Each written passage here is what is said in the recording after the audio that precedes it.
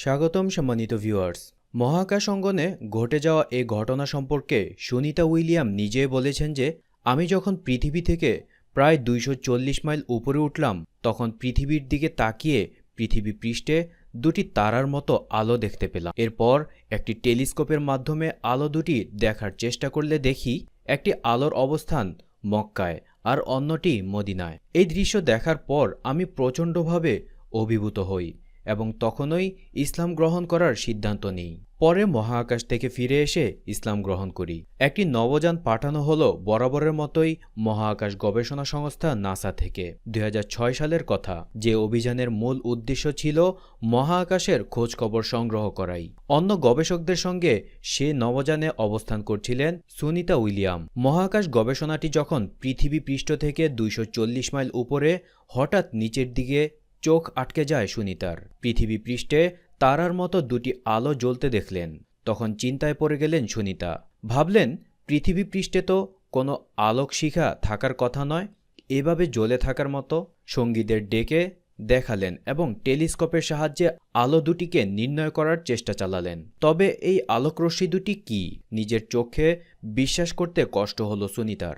আরও কাছে, আরও পরিষ্কারভাবে দেখলেন আলো দুটির কেন্দ্রস্থল পবিত্র মক্কা ও মদিনা। মহাকাশমুখী এ আলোকরশ্মি দুটি বিকিরিত হচ্ছে মক্কা শহরের কেন্দ্রস্থল ও মদিনা শহরের কেন্দ্রস্থল থেকে। ভারতীয় বংশোদ্ভূত সুনিতা উইলিয়াম 1965 সালের 19 সেপ্টেম্বর যুক্তরাষ্ট্রের ওয়াইও অঙ্গরাজ্যের ইউক্লিডে জন্মগ্রহণ করেন।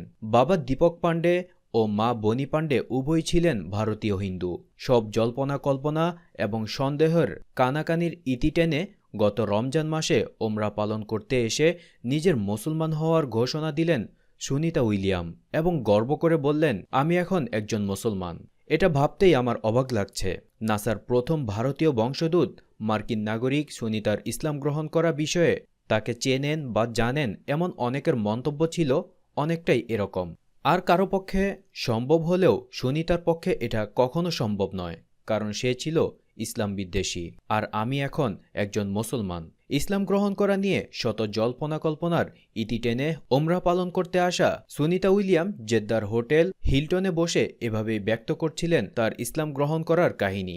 সাংবাদিকদের শোনাচ্ছিলেন তার মুসলমান হওয়ার রোমাঞ্চকর গল্প। এ সময় তিনি ইসলাম গ্রহণ করার নেপথ্যে থাকা ঘটনা ব্যক্ত করার পাশাপাশি উত্তর দেন উপস্থিত সাংবাদিকদের বিভিন্ন প্রশ্নেরও।